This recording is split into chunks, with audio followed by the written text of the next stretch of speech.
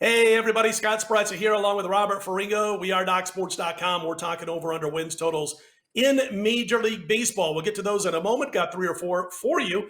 Before we get to that, though, great offer that goes on at DocSports.com each and every day. If you just want to give DocSports.com a trial run and you're not yet a member, click on that link below the video, get that free $60 account, and then you can use those free $60 on any of our daily selections from anybody on the roster at DocSports.com. And again, it all starts by clicking on the link below the video. I got a couple of over-under win plays, Robert, from the same division, but I want to hear one of yours first. What you got for us?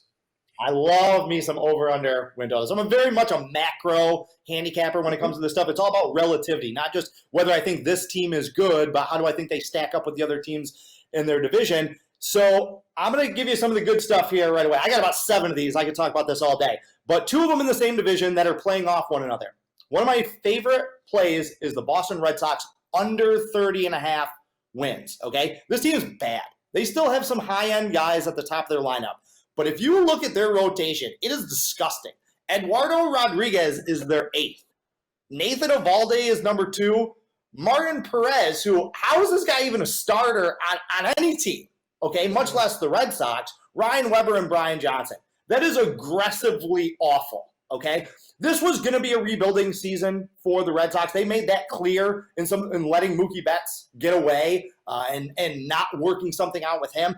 So they're actually one of the teams that are going to benefit from the shortened season because they just want to get the season over with, go into next offseason and start building for 2021. They are not going to finish over 500, and I think that they're the 4th best team in the American League East. Part of the reason why is I like Toronto Blue Jays. I like the Blue Jays over 28 wins. Look, they got good young talent. They got Vlad Jr., they got Biggio, they got Travis Shaw, they got Bo Bichette. I think they're going to have a lot of energy, and in a shortened season like this, I think that that's going to go a long way. They're a team that nobody is talking about right now. They have completely rebuilt their pitching staff, and again, if guys like Matt Schumacher can stay healthy, Chase Anderson, I'm going to butcher his name, Hyunjin Ryu, that's 3 solid pitchers with solid stuff at the top of the rotation. So I see the Red Sox going down. Give me the Blue Jays going up, and yeah, that's where I'm getting started. I don't blame you on that one. I'm going to go with the San Diego Padres as my first play, over 30.5.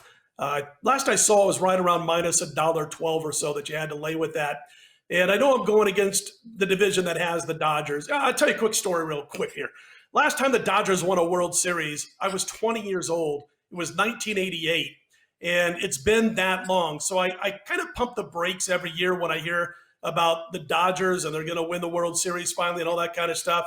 Real quick story. I'm 20 years old. I'm working my very first radio job. I'm 20 years old, and I've said that about 8 times, which makes me about 160 now. But anyway, sitting in the studio, and even though we did like UCLA football at that station in Las Vegas, and even though we did Angels baseball, we sold a lot of time for people to come on and do their shows. And I was actually producing an Iranian American talk show. And I remember the couple that did it, married couple, Merdad and Manaz was their first names. I think Parsa was their last name.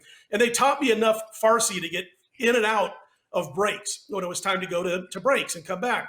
And so I would listen for those key words. Well, as they're going to a break and they're waiting for me to do the whole, Farsi going to a break thingy, I've got a little black and white TV next to me, and I'm watching Kirk Gibson slam the home run with the bad knee. And I jump up out of my chair and I'm screaming and yelling because I was ready for the Dodgers. It didn't go so well with the show. There was no going back and doing it over again. But that's the last time that the LA Dodgers won the World Series. I was producing an Iranian talk show. Anyway, having said all of that nobody cares about, when I look at these Padres, back to business, I think they go over 30.5. Ton of young talent. You got Machado, you got Fernando Tatis. The lineup is the best it's been in many years. They'll likely go with a 6-man rotation, as some teams are, extremely deep with their arms. Zach Davies, Garrett Richards, Quantrill all come to mind.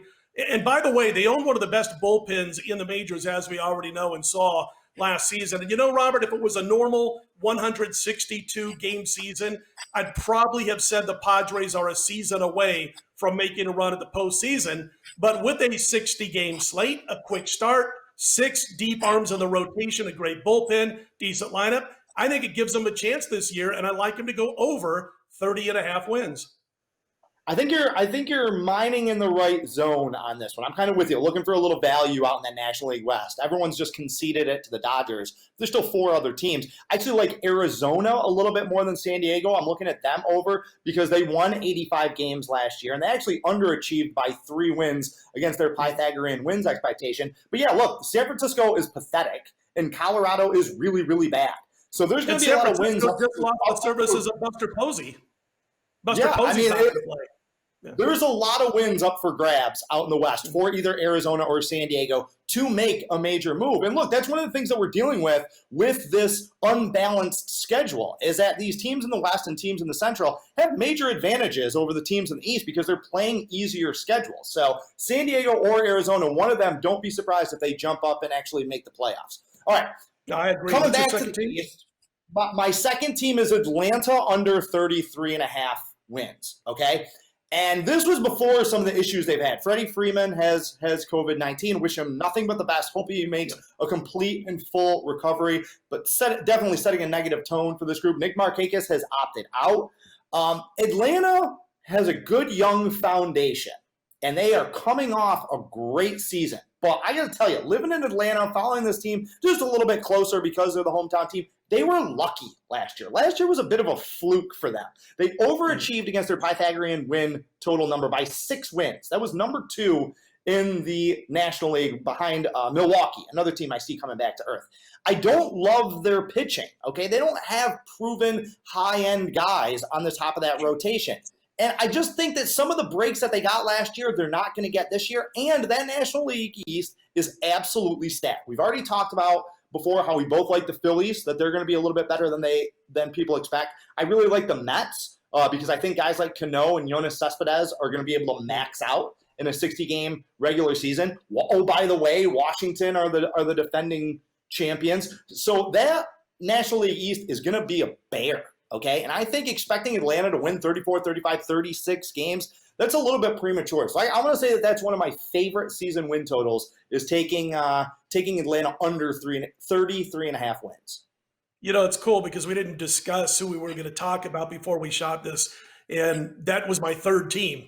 And I look at what they've got to go against in their division. It's going to be tough as it is. So, and I saw the Pythagorean wins over, what they should have probably won last year, and same thoughts that you had. So we are in agreement on the Atlanta Braves. I'll tell you the other team I'm looking at as far as going over. I mentioned the Padres and staying within that division. The Arizona Diamondbacks, and they're even money at over 31.5.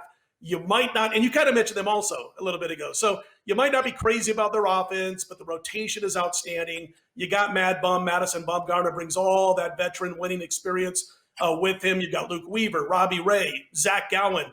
That's the top 4 spots in the rotation. Not bad at all. And I mentioned the question mark at the plate, but you do know that they signed, Cole Calhoun coming over from the Halos. They went out and got Sterling Marte. That's huge. That bolsters the lineup. And by the way, a real quick note on all the teams we're talking about. Obviously, keep a close eye on the testing for COVID-19 with these players and who will be available early in the season and who won't be. Now, Calhoun and Marte both reportedly tested positive, but that's been over a week before we even did these videos, and we're doing the videos in mid-July. So they were mostly asymptomatic, as a lot of these players are. They expect them to be recovered early in the season, if not at the very beginning of the season. So something to keep an eye on. Archie Bradley, by the way, I like him out of the pen, 18 saves last season, so I like what he brings. I like this team to go over 31.5 wins, Robert. One last thing about Arizona is they only play 8 road games this year against teams that had a winning record last year. So the schedule is in their favor as well. I'm with you on Arizona. Good stuff from Robert Ferringo. Folks, if you're not yet a member at DocSports.com, just want to jump on board, it's a great way to give it a trial run. Click on that link below the video, get yourself set up for a free $60 account, and then you can use those on any of our daily packages, any handicapper over at DocSports.com, as simple as that. Don't forget to check out our other baseball videos. We got a couple more American League, National League plays or teams that you might want to jump on for the upcoming season. He's Robert Ferringo. I'm Scott Spreitzer. We are DocSports.com.